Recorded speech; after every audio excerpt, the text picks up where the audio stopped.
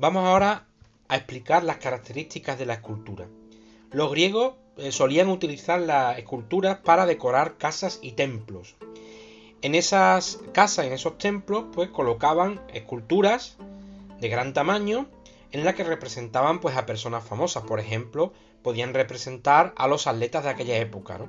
Igual que hoy en día en las redes sociales, en Facebook, en Twitter, en Instagram, las personas famosas se hacen fotografías para que todo el mundo las pueda ver y darle los famosos likes.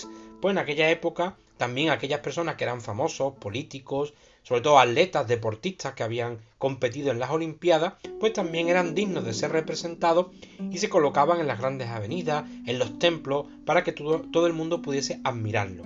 También las divinidades, los dioses y los difuntos, personas que habían sido importantes y que habían muerto por la ciudad. Normalmente los materiales que se utilizaban para realizar esas tallas, es decir, esas esculturas, podían ser desde la madera, la piedra, la terracota. La terracota significa tierra cocida, es decir, como una especie de cerámica. También se utilizaba el bronce y el marfil y el oro, que tenía el nombre de estatuas criselefantinas, como por ejemplo las de Atenea en el Partenón o las de Zeus en el templo de Zeus en Olimpia. Pero ya digo, la gran mayoría de las esculturas se realizaban en bronce. ¿Qué es lo que ha ocurrido a lo largo de la historia? Pues que la mayor parte de esas esculturas no nos han llegado, porque el bronce es un material que se puede fundir y se puede utilizar pues para elaborar armas, cañones y otro tipo de herramientas. ¿Por qué se fundieron las esculturas griegas? Bueno, pues una pregunta que tiene una respuesta muy, muy interesante. Digamos que después, con la llegada del cristianismo, digamos se hace religión oficial en el siglo IV, 313 después de Cristo.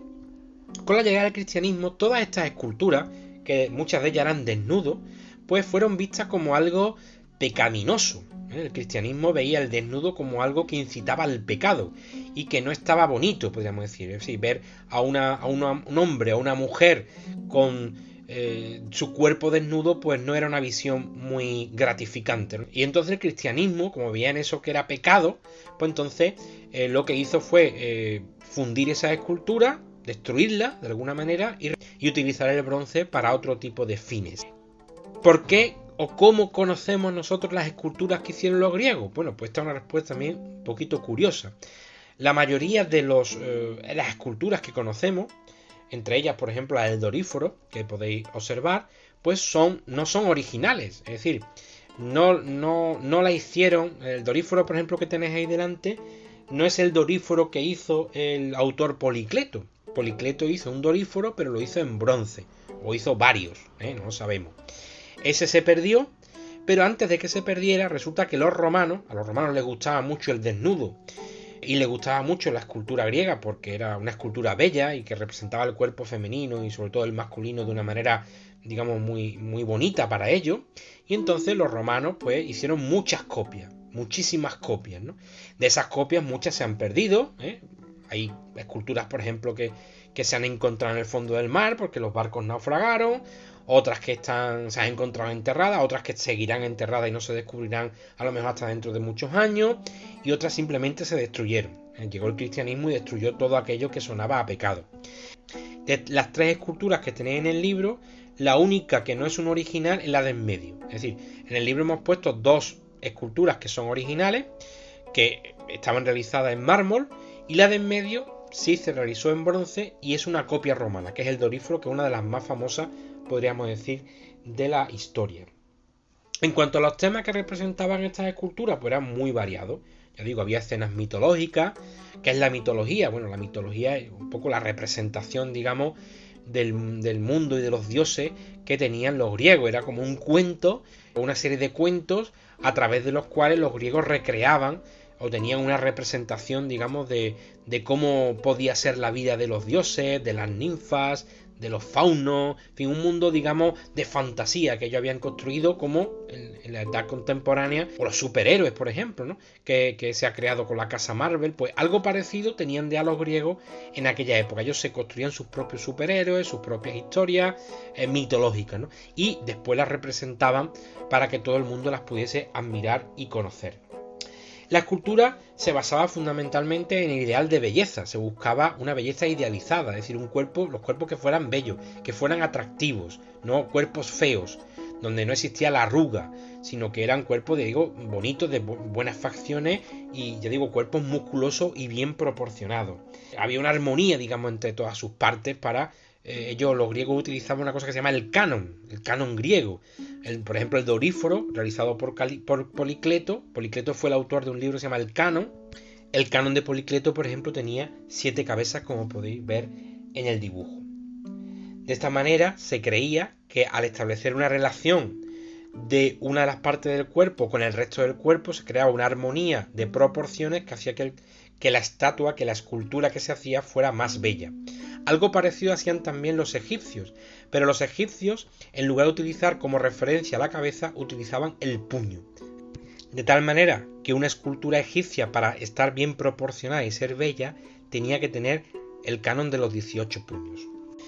En cuanto a la decoración de los edificios griegos, normalmente consistía en una decoración a base de colocar estatuas. Esas estatuas se colocaban bien en las metopas o también se ubicaban en lo que se da en denominar el tímpano del frontón. Por ejemplo, en el Partenón había 2 frontones, cada uno decorado con imágenes. En una se representaba el combate entre Poseidón y Atenea y en otro se representaba el nacimiento de Atenea. Esas estatuas se colocaban, como ya he dicho, en las metopas, en el tímpano de los frontones y también en los frisos, normalmente en las paredes exteriores. Aparte de escultura, era muy normal que los templos, como el Partenón, estuviesen policromados. ¿Qué significa policromados? Pues que se pintaban con colores muy vivos, amarillo, rojo, azules, y esto se ha podido saber no porque la pintura se haya conservado, sino que se ha perdido durante los más de 2000 años que tienen estos templos. Las pinturas se han perdido porque no se han restaurado, evidentemente. Además, estos templos han sufrido múltiples vicisitudes. Por ejemplo, el templo del Partenón fue utilizado en el siglo XVII por los turcos como un lugar para almacenar municiones y explotó. Es decir, que no han sido cuidados a lo largo de la historia hasta hace muy poco. Y entonces la pintura se ha ido perdiendo porque no se han restaurado y es verdad que han quedado algunos pequeños restos. Los arqueólogos y los historiadores han visto algunos restos de policromía y por eso han deducido que esas obras, que esos templos estaban policromados. Al igual que las esculturas también estaban policromadas, también estaban pintadas. Aunque hoy en día esa policromía ha desaparecido por completo. Con esto acabamos el análisis del arte griego, en el que hemos visto fundamentalmente la arquitectura y la escultura. Y os preguntaréis, ¿y la pintura?